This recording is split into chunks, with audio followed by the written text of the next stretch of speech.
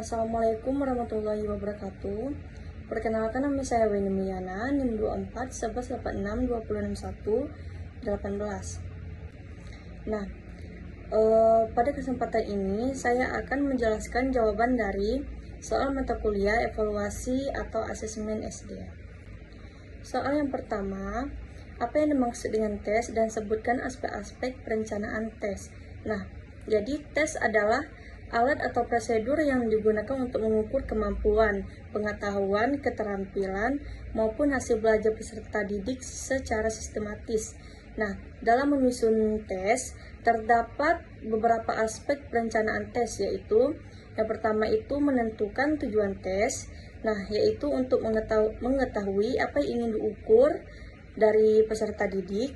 Dan yang kedua, menentukan kompetensi dasar dan indikator pembelajaran agar soal tersebut sesuai dengan materi yang telah dipelajari. Nah, yang ketiga, menyusun kisi-kisi soal sebagai pedoman dalam pembuatan soal.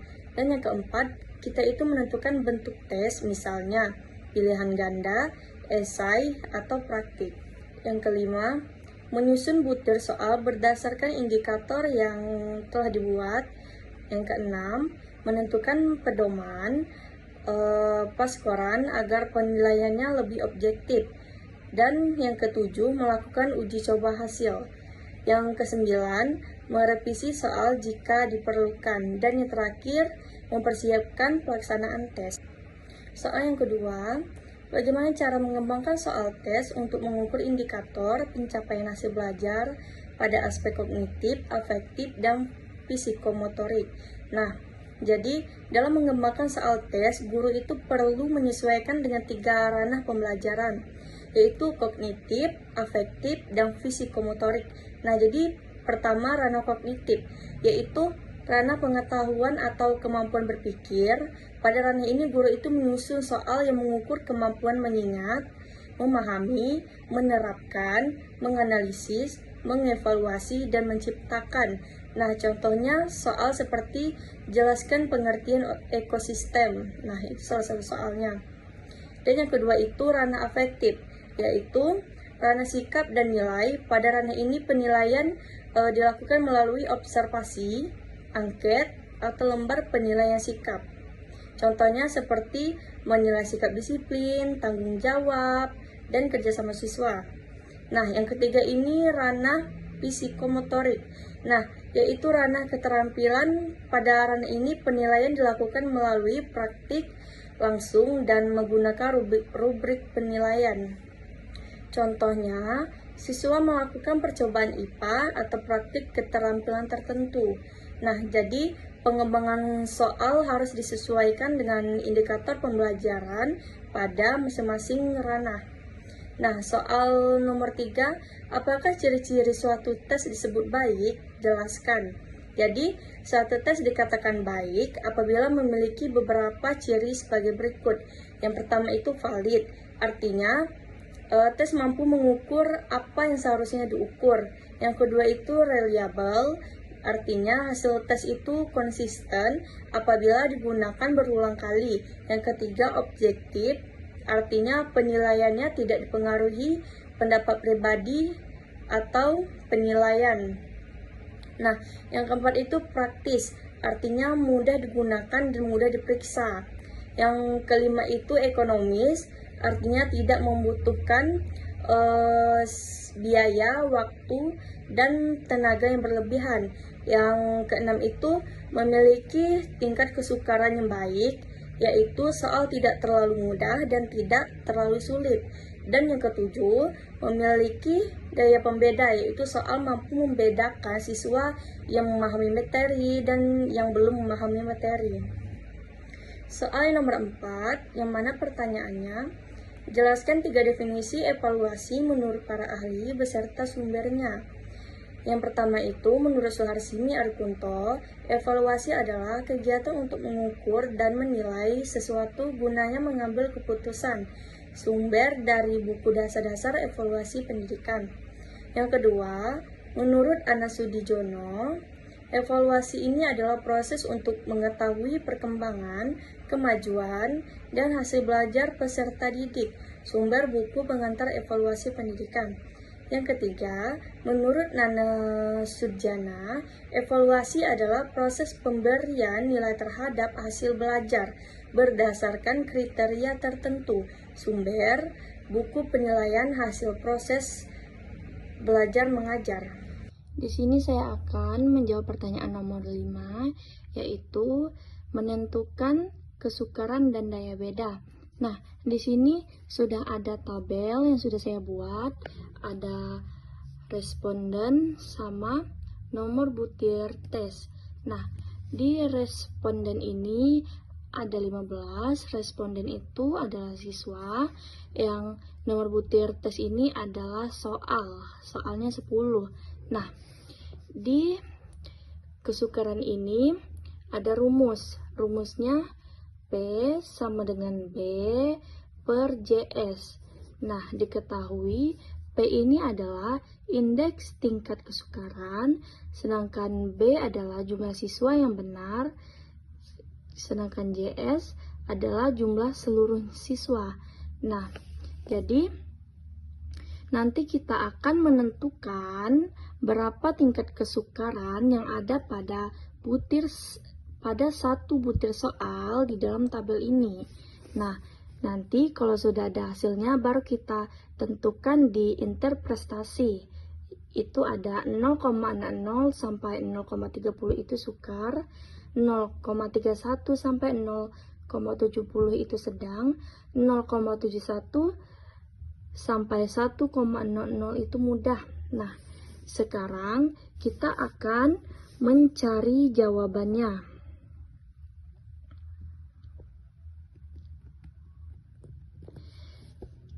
Kita masuk ke rumus P sama dengan indeks tingkat kesukaran, B tadi jumlah siswa yang benar. Nah, sekarang kita hitung butir soal nomor 1.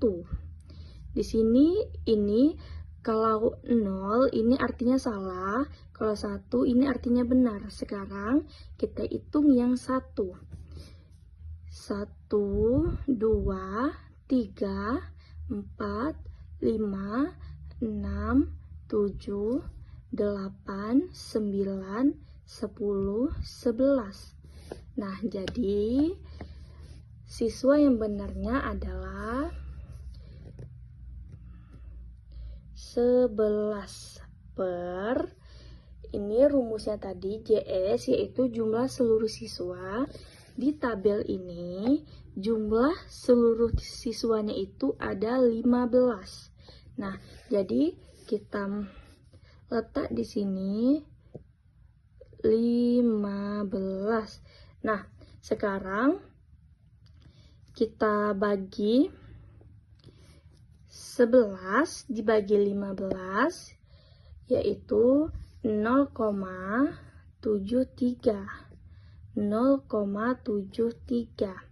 Nah, jadi ini adalah hasil tingkat kesukaran butir soal nomor 1, yaitu 0,73.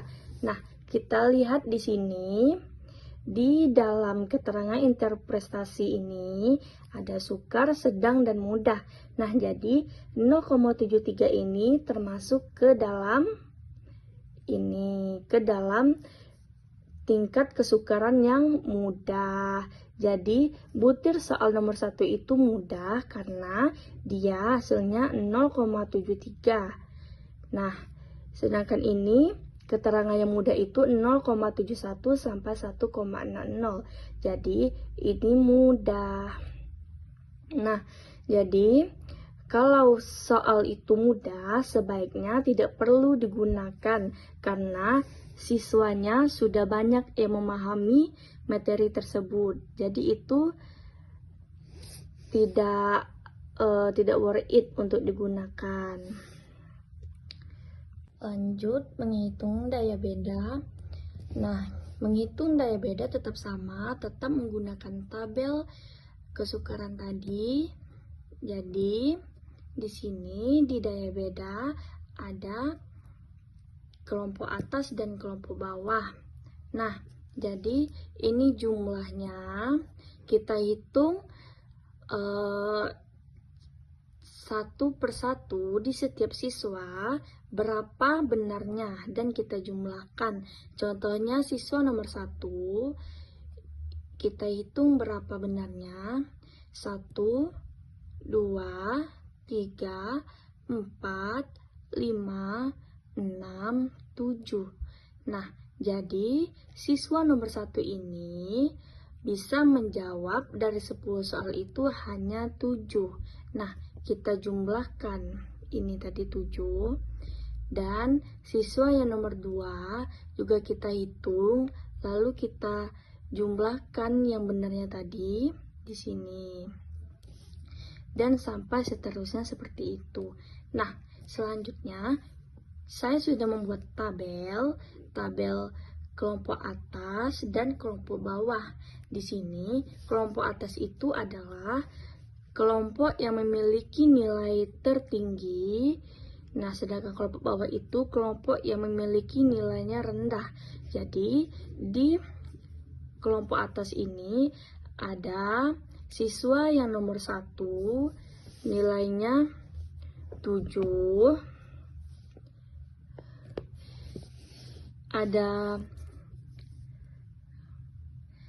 Ada siswa nomor 2, nilainya juga 7.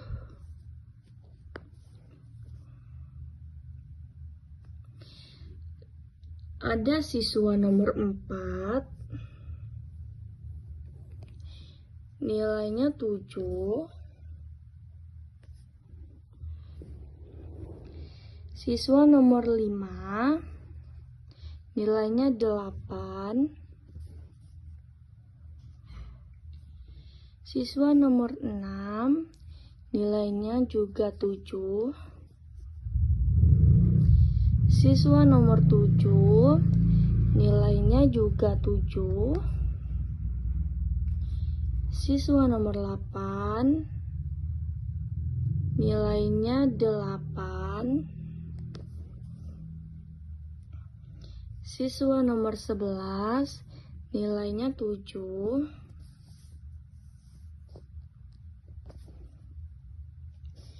Siswa nomor 13, nilainya juga 7.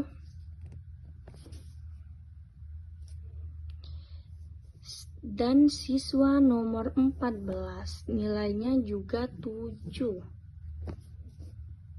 Nah, setelah kita mencari kelompok atas dan selanjutnya kita mencari kelompok bawah. Nah, di sini yang tidak saya checklist, nah itu kelompok bawah karena mereka memiliki nilai yang rendah atau nilai yang di bawah dari kelompok atas. Nah, contohnya di sini ada siswa yang nomor 3 itu memiliki nilainya hanya 6 yang benar. Nah, jadi kita tulis di sini nomornya itu nomor siswanya 3, terus 9, 10, 12,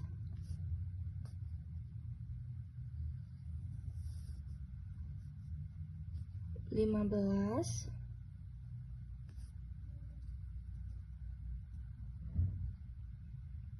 6. Jadi siswa yang nomor 3 memiliki nilainya 6. Siswa yang nomor 9, jumlah benarnya juga 6.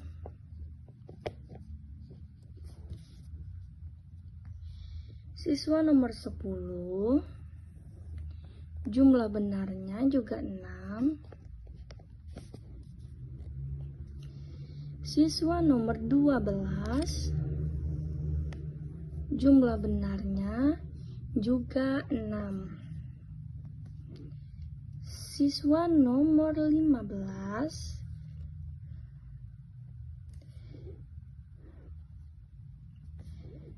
Jawaban yang benarnya hanya 5. Sekarang kita masuk ke rumus. Rumus daya beda yaitu dP sama dengan KA dikurang KB per N. Nah, jadi keterangannya dP adalah daya pembeda, KA kelompok atas, KB itu kelompok bawah, N itu jumlah seluruh siswa.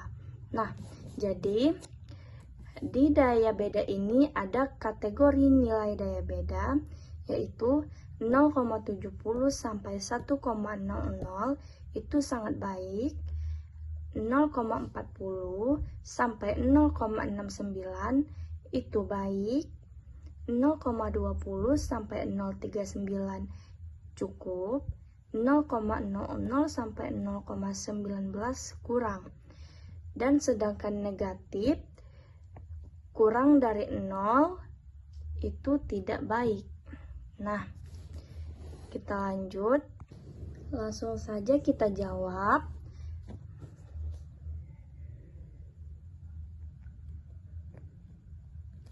Nah, kita masukkan rumus dP sama dengan KA.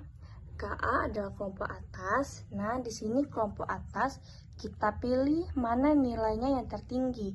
Nah, di kelompok atas ini nilai yang tertinggi adalah 8. Jadi, KA-nya 8 dikurang KB. KB itu kelompok bawah. Nah, di sini kita pilih mana yang terendah di kelompok bawah. Nah, yang paling rendah adalah 5. Nah, per N adalah jumlah seluruh siswa. Jadi, jumlah seluruh siswanya adalah 15. Jadi, per 15. 8 dikurang 5 sama dengan 3. Jadi, 3 per 15. Nah, 3 per 15 sama dengan 0,20. Di sini kita tentukan kategori nilai daya bedanya. Di sini kan 0,20. Nah, jadi 0,20 ini ada di nilai daya beda yang cukup. Jadi 0,20 ini nilai daya bedanya cukup. Nah, baik. Hanya itu yang bisa saya jelaskan untuk teman-teman. Jika ada yang kurang saya mohon maaf.